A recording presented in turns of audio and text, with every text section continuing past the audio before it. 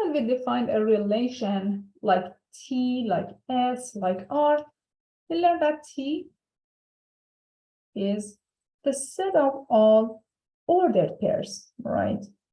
X comma Y, such that X belongs to A and Y belongs to B. And as you saw, it's just a subset of the Cartesian product between A and B. We can define inverse of T, and we write it as T with a -1 as its exponent. But it doesn't mean that you are flipping this. It's not 1 over T. This is just a representation of the inverse of this relation, which gives you all ordered pairs Y comma X, such that Y is in relation with X, or X is in relation with Y over T. So X is in relation with Y. For example, let relation T be defined this way over set A and B. A is 2, 3, 4, and B is 2, 6, and 8. Let R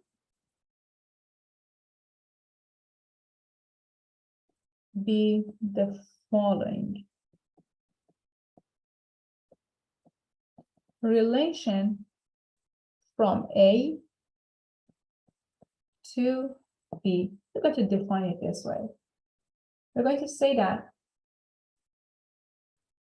X is in relation with Y if and only if X divides Y.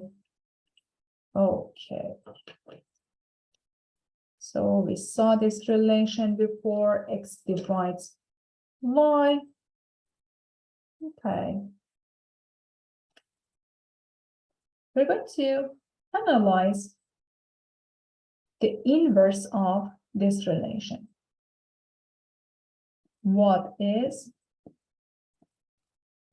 the inverse of R? To answer this question, let us first specify what R is.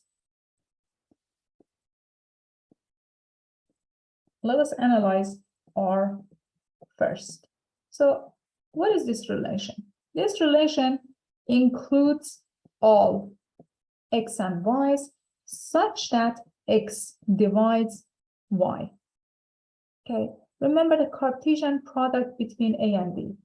We are going to take those pairs that satisfy this relation here. But what is a Cartesian product with B?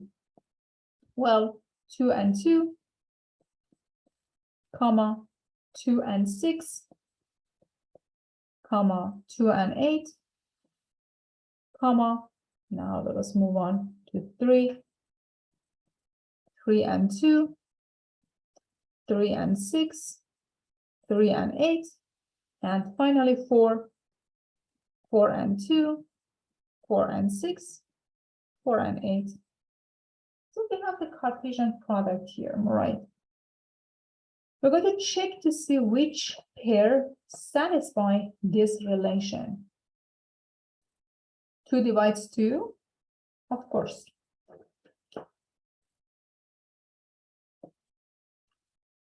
So we are listing R. The very first pair is 2 and 2. What about 2 and 6?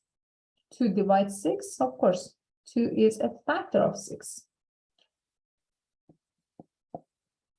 What about 2 and 8? Definitely. 2 divides 8. 2 is a factor of 8.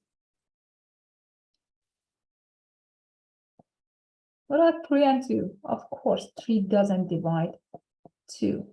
What about 3 and 6? Well, 3 is a factor of 6. So we're good to go. What are 3 and 8? Of course not. 3 doesn't divide 8. 4 and 2. 4 doesn't divide 2. What about 4 and 6? 4 doesn't divide 6. What about 4 and 8? Yes, 4 divides 8. 4 is a factor of 8.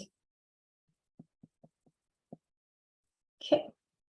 So I list all of the members of this relation. Now I want to know what is the inverse of this relation. The inverse of this relation, you just need to switch between x and y. This guy is going to be 2 and 2, which is just 2 and 2, 6 and 2, 8 and 2, 6 and 3, 8 and 4. So this is the answer to the question that what is the inverse of the relation? This is